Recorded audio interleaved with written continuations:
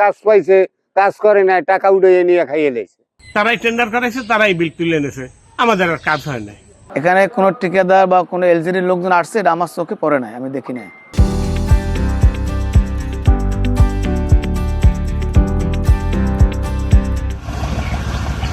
এক ইঞ্চি রাস্তা তৈরি হয়নি, অথচ কাগজে কলমে প্রকল্পের অগ্রগতি ৭৭%, আর এর মধ্যে তুলে নেওয়া হয়েছে প্রায় ৯১ কোটি টাকা।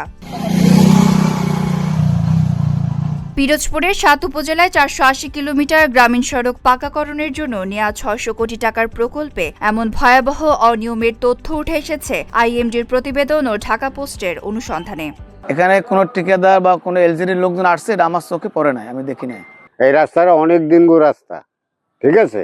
এই রাস্তায় হাঁটা চলা করি আমরা, সবাই যাতায়াত করি, এই মাদ্রাসায় আসে, মসজিদে নামাজ পড়তে আসি। ঠিকাদার কাজ পাইছে, কাজ করে নাই, টাকা উড়ে নিয়ে খাইয়ে লেছে।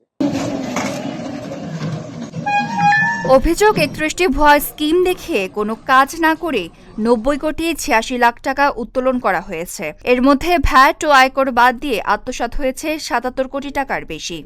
লোডশেডিং কিংবা ঘরের বাইরের তীব্র গরমে ওয়ালটন রিচার্জেবল ফ্যান থাকলে থাকবে শুধু বাতাস আর বাতাস। বাস্তবে আপনারা কাগজ কলমে যা দেখতেছেন কাজ হয়ে গেছে, কিন্তু এই ৫ বছরে, বিগত ৫ বছরে এই এলাকায় কোনো এখন ঈদেরও কোনো কাজ দেখি না। ঠিকাদাররা বলে যে কাজ আছে, কিন্তু কাজ দেখি না। আমরা জনগণের মিল্লায় একবার ৩,০০০ ইট দিছি, বালি দিছি, ঠিক আছে। এখন আবার বর্তমানে বৃষ্টিতে একেবারে বাঁশের পোল হইতে হিটদের বাড়িতে কোনো চলার মতন কোনো কায়দা নাই। শুধু তাই নয়, আরও ৪৭টি প্যাকেজে বাস্তব কাজের তুলনায় ৩ থেকে ৪ গুণ বেশি বিল দেওয়ার অভিযোগ রয়েছে। কোনো কোনো এলাকায় রাস্তা ও কালভার্ট নির্মাণের কথা থাকলেও সরেজমিনে সেসবের অস্তিত্বই পাওয়া যায়নি। এখানে যারা ওই দেখছি মানুষ আসছে, কাজ করছে, কিন্তু সরকারি যে প্রতিনিধি এসে দেখবে, তদারকি করে, এই ধরনের কোনো তদারকি এইসব রাস্তায় ছিল না। অডিট আপত্তিতে উঠে এসেছে ১২৮ কোটি ৫২ লাখ টাকার আর্থিক ক্ষতির তথ্য। উপজেলা পর্যায়ে প্রয়োজনীয় ছাড়পত্র, মেজারমেন্ট বুক ছাড়াই বিল পাশের অভিযোগও রয়েছে।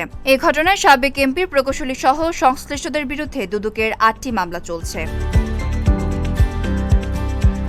তবে সরকার বলছে বন্ধ থাকা কাজ নতুন দরপত্রের মাধ্যমে দ্রুত শেষ করা হবে এবং দুর্নীতির সঙ্গে জড়িতদের আইনের আওতায় আনা হবে।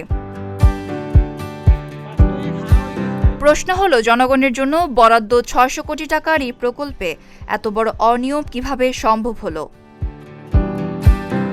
রিদিতা কর্মকার, ঢাকা পোস্ট।